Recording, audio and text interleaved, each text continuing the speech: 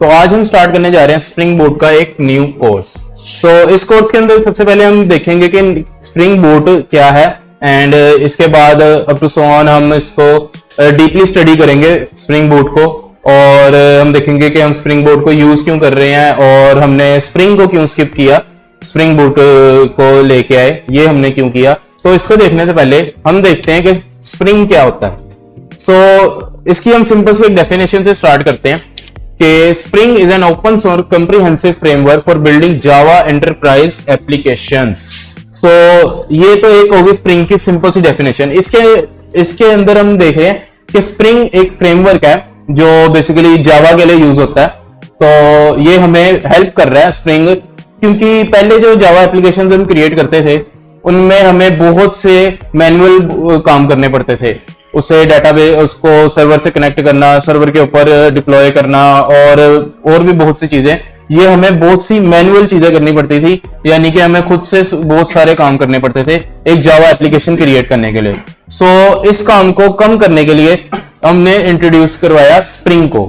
ये हमें एक, आप समझ ले, बहुत इजी वे में एक जावा की एप्लीकेशन क्रिएट करने में हेल्प करता है। अगर मैं अपनी और आपकी बात करूं तो हम तो अभी एक स्टार्टअप ले रहे हैं और हम इसमें क्या करेंगे कि छोटी छोटी एप्लीकेशंस क्रिएट करेंगे अपने लिए ताकि हम सीख सकें। लेकिन जब हम एक इंडस्ट्रियल लेवल पे चले जाते हैं तो वहां पर हमने देखा कि हमें बहुत से काम करने पड़ गए, यानी कि हमें एक एप्लीकेशन को डिप्लॉय करने में, उसको बनाने में, अगर हमने एक वाकई में मीनिंगफुल एप्लीकेशन क्रिएट करनी है तो उसमें हमें बहुत से काम करने पड़ गए। और चूंकि ये काम टीम्स पर हो रहे थे ये और कॉम्प्लेक्स हो गया काम।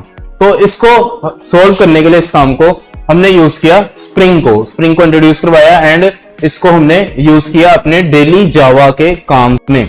स्प्रिंग ने बहुत से हमारे काम को कम कर दिया, जैसे कि मैंने आपको बताया कि वेब एप्लीकेशंस, यानी कि एप्लीकेशन को बनाने में स्प्रिंग ने बहुत हमें हेल्प की। और इसके अलावा डेटाबेस कनेक्शंस, डेटाबेस पर डाटा को अपडेट करने में, डिलीट करने में एंड और भी डेटाबेस ऑपरेशंस में हमें स्प्रिंग ने बहुत हेल्प की।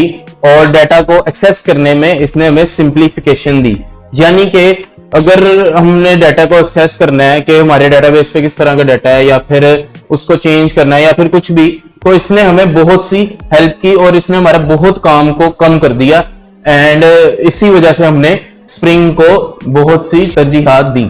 तो हम देखते हैं कि अगर स्प्रिंग ने हमारे इतने काम को रिड्यूस कर दिया, कम कर दिया, हल कर दी हमारी बहुत सी मुश्किलात, तो हमने फिर भी स्प्रिंग को छोड़कर स्प्रिंग बूट क्यों यूज किया? Why spring boot? हमने स्प्रिंग बूट को क्यों यूज किया? स्प्रिंग बूट ने हमारे बहुत से काम को, बेसिकली जो काम हम स्प्रिंग पे कर रहे थे वो उसमें अभी भी बहुत से आप कह सकते हैं कि बहुत सी उसमें अभी कमी थी काम में, क्योंकि वो हमारे काम को आप कह सकते हैं कि 50% रिड्यूस कर दिया था उसने, लेकिन अभी भी हमें बहुत सी मैनुअल कॉन्फ़िगरेशंस करनी पड़ रही थी।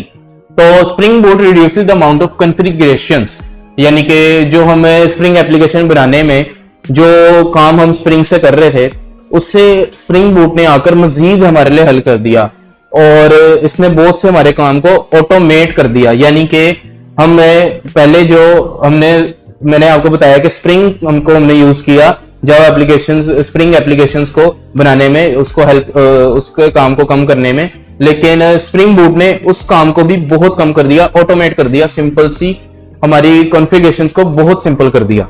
इसकी हम एक स्प्रिंग बूट की सिंपल सी एक डेफिनेशन देख लेते हैं। तो spring boot is an open source Java based framework. जैसे मैंने आपको पहले भी बताया कि स्प्रिंग भी एक Java open source Java based framework ही था जो कि जावा एप्लीकेशंस में हमें हेल्प कर रहा था। Used to create stand alone production ready spring application with minimal setup, यानी कि स्टैंड अलोन का मतलब कि हमें उसने एप्लीकेशन जो सी हमने क्रिएट करनी थी स्प्रिंग के अंदर वो बहुत आसान कर दिया, उसने बहुत आसान कर दिया और इसने इस काम को बहुत रिड्यूस कर दिया हमारे, और हमें आप समझ सकते हैं कि बिल्कुल भी अब मेहनत नहीं करनी पड़ती। लेकिन अगर आप बिगिनियर हैं तो आपको अभी थोड़ी सी मुश्किलात होंगी स्प्रिंग बूट को सीखने में, क्योंकि स्टार्टिंग में तो होता ही है, लेकिन इस काम को बहुत हल कर दिया हुआ स्प्रिंग बूट ने। ये जब हम पहले स्प्रिंग से भी पहले जब हम काम करते थे तो हमें बहुत काम करना पड़ता था एक एप्लीकेशन को डिप्लॉय करने में, बनाने में, सर्वर के ऊपर रन करने में, बहुत हमें काम करना पड़ता था, उसको हल किया स्प्रिंग ने एंड देन स्प्रिंग बूट ने।